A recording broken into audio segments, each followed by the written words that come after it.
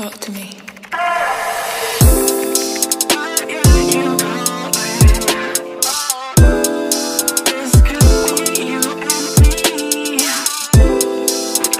Hey guys, what's up? It's your host, Cash Like Money. Welcome back to Girl Talk, the podcast, where we are dedicated to talking about all things beauty, all things business, and all the bullshit in between. Welcome to our second episode. How are we feeling? The first episode, how are we feeling? I would love to hear some feedback. I'm open to feedback. I'm very new to podcasting. So yeah, I would love to hear. What are we thinking? How are we feeling? Do we like it? Do we love it? I don't know. So, in today's episode is being a baby mama. Ooh, this is a topic that I know all too well. I'm a baby mama not only one time, but I'm a baby mama 2 times. So, how do I feel about being a baby mom? And then some tips and tricks and advice for going from being a single mom, surviving to thriving. What does that look like? The transition. So, being a baby mom, what do I have to say about it? One thing that I do want to touch on first is I really dislike how it's specific groups of people who are deemed as baby moms. But then, like, for example, the Kardashians are not deemed as baby moms and they're deemed as mothers of their children. You know, like, they don't call their significant others baby daddies, you know, even though it's literally, they're in the same boat. They're literally in the same boat. I don't get that. I don't like that. I really don't. I do think that the term can be derogatory, honestly. I think it can. And I think what society does, and a lot of times from my perspective, what the males try to project onto the women is that just because you're a baby mom means you don't hold any value. And that is not true. Your value comes from yourself. No one can tell you your worth. No one can tell you your value. Not even society saying, this is what high value is. That does not fucking matter. Your value lies within yourself. And the better you get yourself and the more you pour into yourself, the better educated you are, the more classes you take, the more just everything, the more that you pour into yourself and invest in yourself. I don't care what it is, if it's courses, if it's online courses, if it's starting your own business, if it's working out, it doesn't matter. That is what makes you valuable, is your insides, your characteristics, your personal development, your emotional intelligence, your ability to empathize with other people, effective communication. That's what makes you high value. All of this on the outside doesn't matter. And the red pillars will disagree with me and say, a high value woman looks good. No, a high value woman is in her feminine energy, and she's a nurturer, and everything with feminine energy is an energy. It's energetic. Therefore, you can't see it. Therefore, you can't deem it as something external. It's eternal. And not only it's internal, it's eternal. It's something that doesn't go away. It's not something that you can get rid of. It's always there. It's forever going to be there. So for one, I just don't like how society deems it like you're not valuable if you're a baby mom. But then on the flip side, if you're a baby dad, there's really no negative like labels to that. There's not. I mean, maybe if you're Nick Cannon or Future, but other than that, men are deemed as attractive for being a dad, and being a mom, it's like, she has kids. I just don't like that. I don't agree with that at all. I don't agree with it. But let's talk about it, being a baby mom. So one thing I would say or give advice on is that who you decide to have a kid with is almost more important than who you marry or who you spend the rest of your life with, because your morals and your values have to align with this person. Otherwise, they will be counterproductive to literally raising your child. Everything that you try to pour into your child, they will pour out of your child. Everything that you try to free your child from, they will try to imprison them with. So I think it's very important that your morals and values, align with the person that you choose to have a child with. Mine did not, and it's been like a 10-year fight. So very important to align, because if you don't align, your child will also feel the tug of war between you and the other person, and that's so unhealthy for your children. And me, I'm trying to raise emotionally available, kind, empathetic, caring, yet boundary having children, right?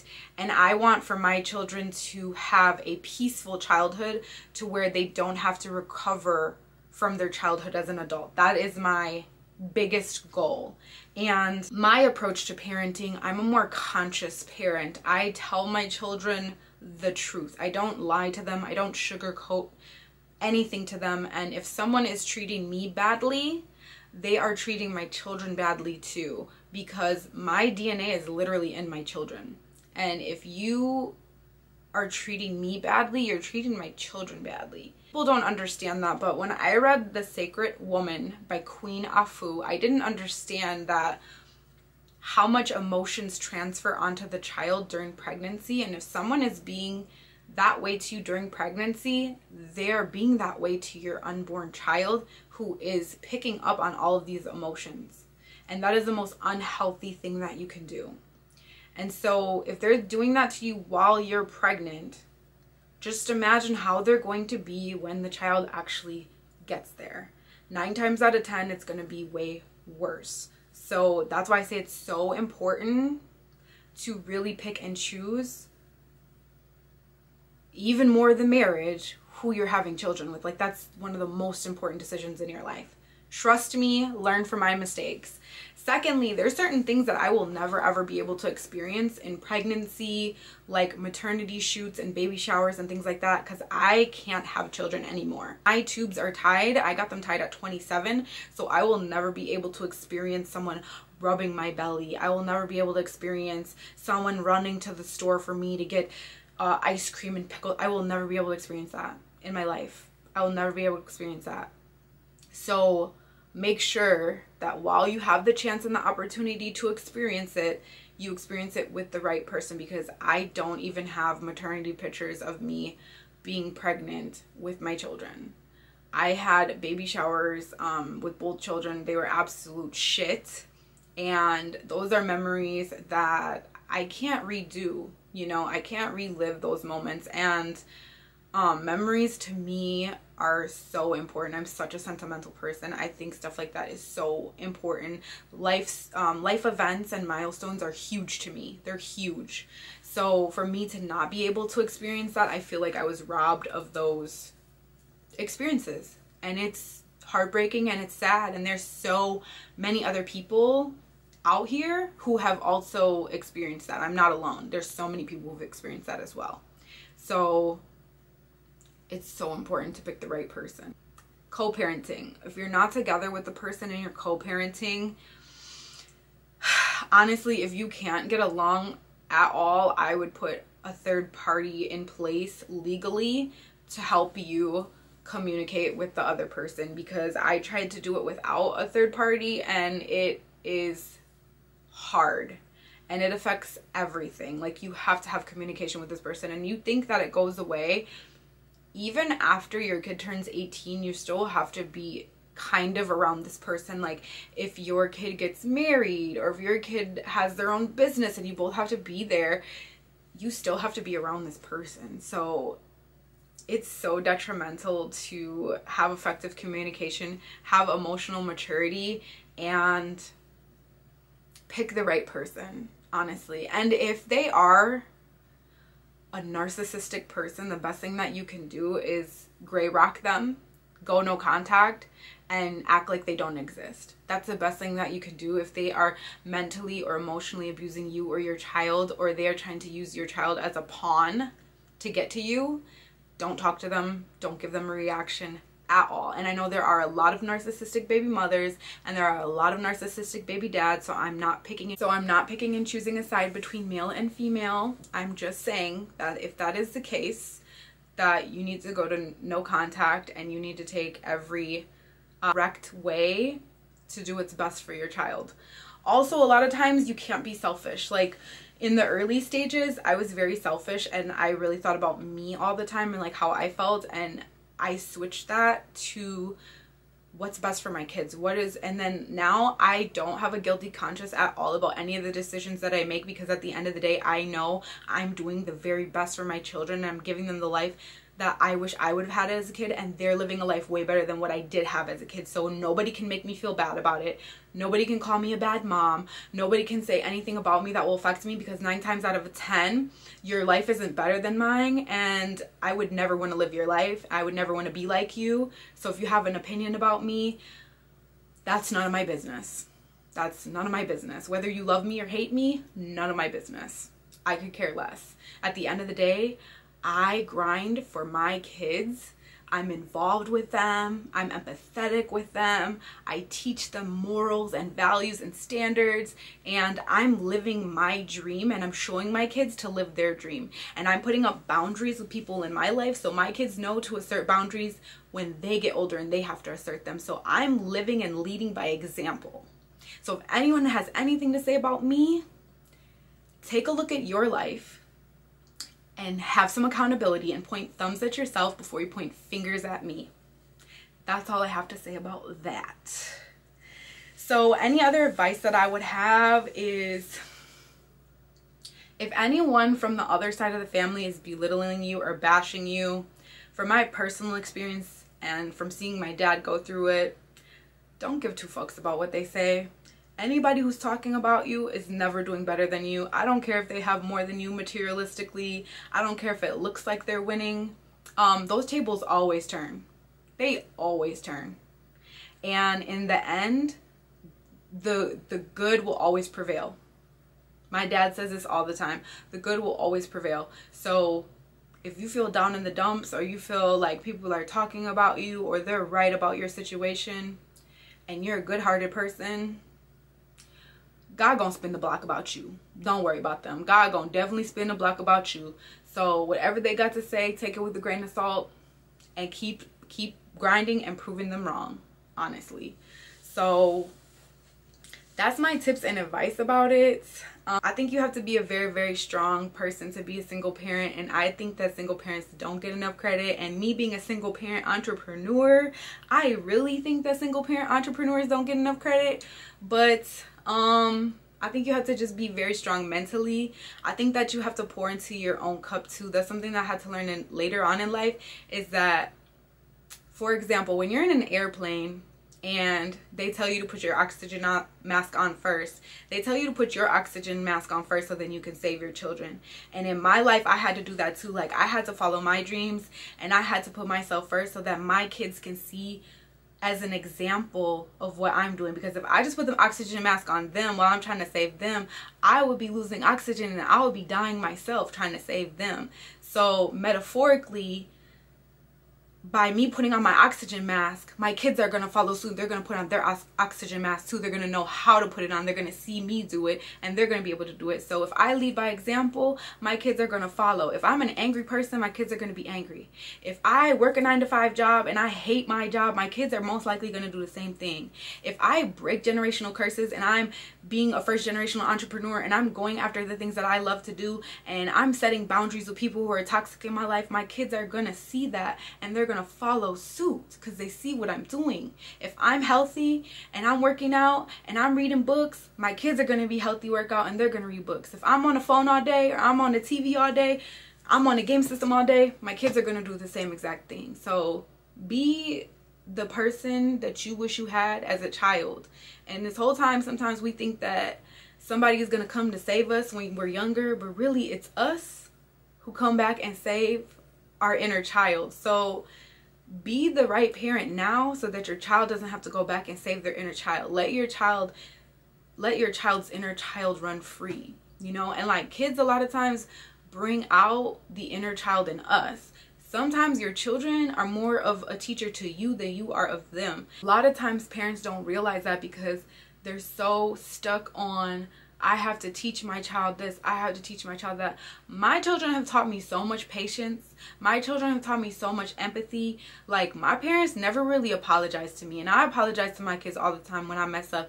Every single time that I mess up with them, they have so much empathy for me. They're like, it's okay, mama, it's okay. Like, children are so close to God. They're so close to source. They're so close to just that innocent energy. Like, they just love, and they're just so pure. And that's literally why a lot of this world is so corrupt, and why, like, evil people in the world, they attack children, is because children are the closest to God. So how do you think, like, to affect God the most, they would attack what's closest to God, what is most like God, and that's children. Like, they're the purest. They're the purest form. Like, they haven't learned all these programs and all these ideologies, and they haven't been ruined and tarnished by society yet. They're the purest form. So allow them to teach you. They have a lot of lessons that they could teach you just by being themselves. And if you reflect back, a lot of times, like, troubled kids aren't troubled kids. It's really something inside of them that's going on, or something in the environment that's going on. They're screaming out for help. And a lot of us are walking around like adult children doing the same thing, angry, mad, sad, when, like, really our inner child is screaming out. So if the child is doing that, it's something more going on with them, you know? So that would be my advice, really, for being like a single parent, or like the baby mom, baby dad situation. Just take your ego out of it. Leave from your heart space, leave from spirit, lead as a conscious parent. Don't repeat the same cycles that your parents did to you. Just because your parents whooped you don't mean you gotta whoop your kids. Just because your parents taught you to be religious doesn't mean you have to teach your kids to be religious. Like, you can make your own pathway, your own family traditions. You can do your own things, and that's okay. You can start a new tradition. You could start a new cycle for your kids. Like me, my kids are gonna have it so much easier. They're gonna have everything handed down to them: knowledge, business information, taxes, credit, everything that I learned late, my kids are going to learn early. I would say that too. Just teach your kids everything that you didn't learn, or that you learned late. That will save your future generations. Your lineage will be so much further ahead just because of all the work that you did. And trust me, some of the generational curses that you don't break and that you can't break, your kids will have to break some of them. But at least make it a little bit lighter on them, you know? Like, do some of the work. Me, I'm trying to do all the work while I'm here. That's why I grind so hard. I don't want them to have to do anything. I want them to have an easy life. Like, my life was hard. I want them to have an easy life. Really, I do. So that would be my advice, though, is just make it easier on them. Make it easier on yourself. Fill up your own cup. Don't listen to the naysayers, and applaud yourself. If you're a good parent, applaud yourself. Acknowledge it. I used to never acknowledge it. I used to beat myself up like, am I a good mom? Am I doing good? I'm a damn good mom. I'm involved in everything. I know all the teachers, principals, coaches' names. I'm at every practice, every game, every gymnastic meet. I'm at everything. Recording everything. Front row, clapping, cheering. I'm my kid's biggest cheerleader. And I wish I had that when I was a kid. So I know I'm a damn good mom. So if you're a good parent, applaud yourself. Don't be so hard on yourself. I think society is so hard on parents. Like, you need to do this, you need to do that. Oh my God, your kids are like, to each their own. If that's what works for your family unit, then you do that. If that's what works for your household, you do what works for you. Forget what society says. Society has been wrong a lot of times in history. So do what you feel is right in your heart space. As long as it's coming from a good space and it's not harming nobody, do what's best for you and your family. That's my take on being a baby mom and tips and advice I have for being a single parent. So if you enjoyed this episode, please let me know. You can listen to my podcast on Spotify, and you can watch it here on YouTube. You can follow us on Instagram. Our Instagram is Girltalk, the podcast. And thank you so much for joining my episode 2. I don't have anything else to say except for thank you for listening. Thank you for watching. I will see you in my next episode. I'll see you in my next video.